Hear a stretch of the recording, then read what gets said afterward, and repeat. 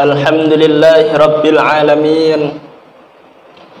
Alhamdulillah alladzi arsala rasulahu bil huda wa dinil haq liyudhhirahu 'alad dini kullih wa kafa billahi shahida wa kafa billahi wakila. Ashhadu an la ilaha illallah wahdahu la syarika lah wa ashhadu anna Muhammadan abduhu wa rasuluh. Allahumma salli wa sallim wa barik wa an'im ala nabiyyinal karim, ala rasulinal karim al-mustafa Muhammad sallallahu alaihi wasallam wa ala alihi wa ashabihi radhiyallahu anhum ajma'in. Faya ibadallah, usikum wa nafsi bitaqwallah wa ta'atihi la'allakum turhamun. Qala Allah Ta'ala, a'udzu billahi minasyaitonir rajim. Bismillahirrahmanirrahim. Ya ayyuhalladzina amanu taqullaha haqqa tuqatih wa la tamutunna illa wa antum muslimun. Jamaah ibadah salat Jumat, bapak-bapak, saudara-saudara kaum muslimin, mudah-mudahan kita yang hadir di Masjid Al-Barakah ini, kita semua mendapatkan keberkahan dari Allah Subhanahu wa Ta'ala. Kita berdoa kepada Allah Subhanahu wa Ta'ala, mudah-mudahan seluruh dosa kita diampuni oleh Allah Subhanahu wa Ta'ala, dan semoga amal kita diterima olehnya. Amin ya rabbal alamin. Alhamdulillah, kita bersyukur kepada Allah Subhanahu wa Ta'ala. Dalam kondisi senang, kita wajib mengucapkan alhamdulillah. Segala puji hanya milik Allah. Dalam kondisi sedih, dalam kondisi berduka, kita pun diwajibkan untuk mengucapkan alhamdulillah. Alhamdulillah ala kulli hal. Segala puji hanya milik Allah Subhanahu wa Ta'ala dalam setiap kondisi. Hadirin rahimakumullah, apa yang terjadi pada diri kita itu merupakan sudah qadarallah wa ma syaa fa'ala. Sudah Allah Subhanahu wa Ta'ala tentukan, sudah Allah Subhanahu wa Ta'ala takdirkan. Maka kewajiban kita selaku orang yang beriman, kita hanya dua saja kewajiban kita. Ketika kita diberikan kebaikan, diberikan nikmat, maka kita bersyukur kepada Allah Subhanahu wa Ta'ala. Manakala kita diuji oleh Allah Subhanahu wa Ta'ala, maka kita mengucapkan alhamdulillah ala kulli hal.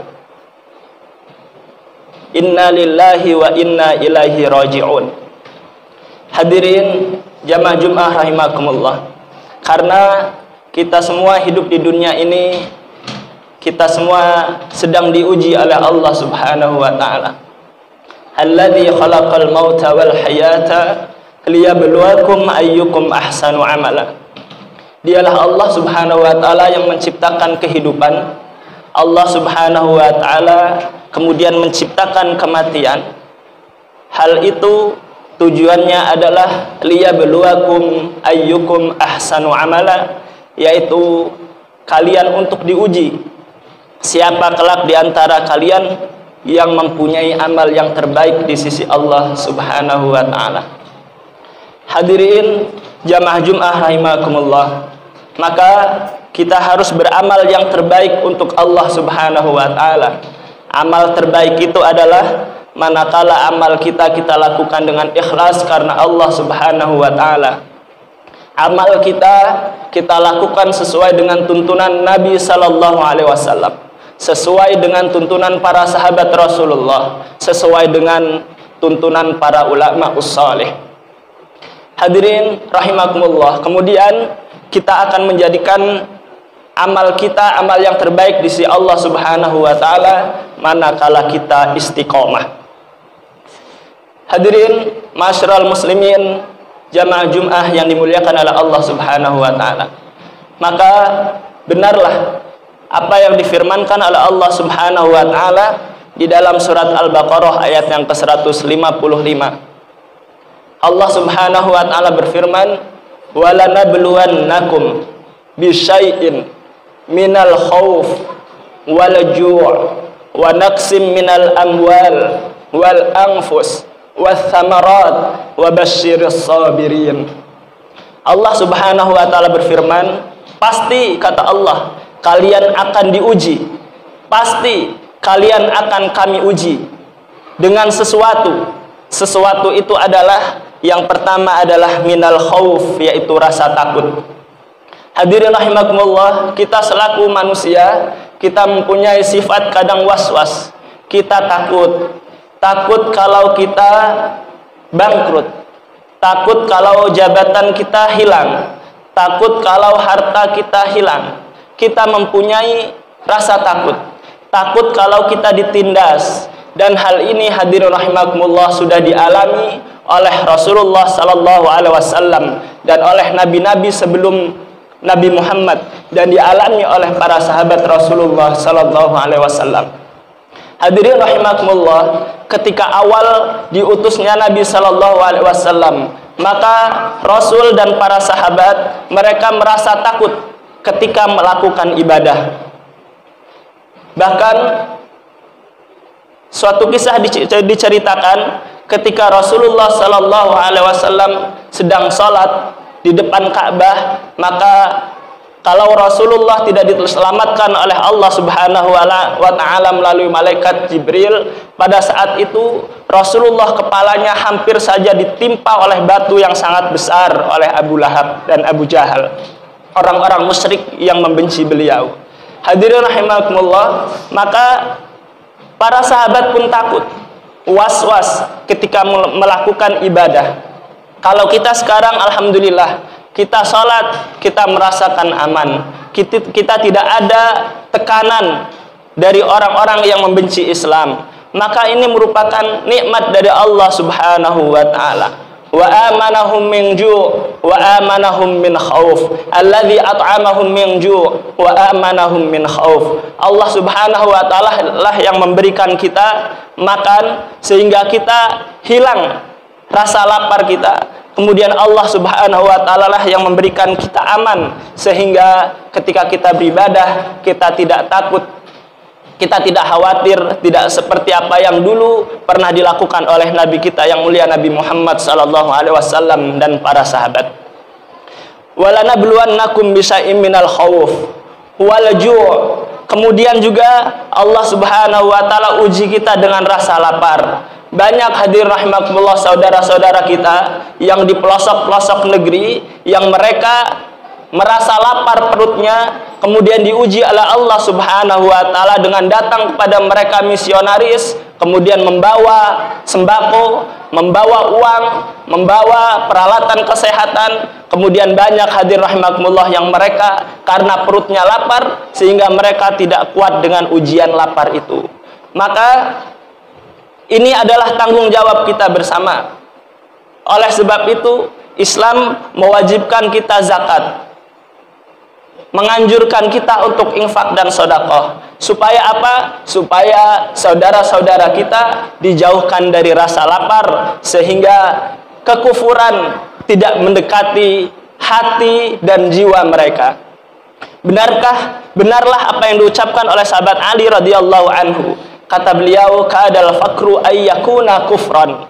Nyaris kefakiran itu akan menyebabkan seseorang menjadi kufur kepada Allah Subhanahu wa taala. Maka hadirin rahimakumullah, walaupun kita lapar, maka ini merupakan ujian dari Allah Subhanahu wa taala, harus kita bersabar. Ketika kita lapar, kita harus tetap bersabar, tetap mencari nafkah yang halal, tidak menghalalkan berbagai macam cara. Kenapa? Karena ini merupakan ujian dari Allah Subhanahu wa taala. Wa naqsim minal amwal. Kemudian ujian yang Allah Subhanahu wa taala berikan kepada kita adalah kita takut kekurangan harta, yang bisnis takut rugi, yang memiliki harta banyak kemudian disedekahkan, dizakatkan, dia takut jatuh miskin. Padahal hadirin rahimakumullah, tidak ada orang yang jatuh bangkrut, yang jatuh miskin karena sedekah. Justru seseorang ketika dia dermawan, dia ringan tangannya untuk bersedekah, berinfak, maka pastilah hartanya akan semakin berlipat ganda dan tentunya semakin diberikan keberkahan oleh Allah Subhanahu wa taala. Akan tetapi hadirin rahimakumullah, banyak di antara manusia yang tidak kuat dengan ujian ini. Banyak di antara mereka takut dengan kurangnya harta, sehingga timbullah sifat di hati mereka, yaitu sifat bakhil. Mudah-mudahan Allah Subhanahu wa taala jaga hati kita dari sifat bakhil. Amin ya rabbal alamin. Kemudian hadir rahmatullah wal anfus, Allah Subhanahu wa taala akan uji kita dengan hilangnya jiwa. Mungkin di antara kita ada saudara-saudara kita yang meninggal karena sudah tua, mungkin karena sakit, karena kecelakaan di kendaraan, kemudian mendapatkan musibah. Maka hadir rahmatullah, ini merupakan ujian dari Allah Subhanahu wa taala.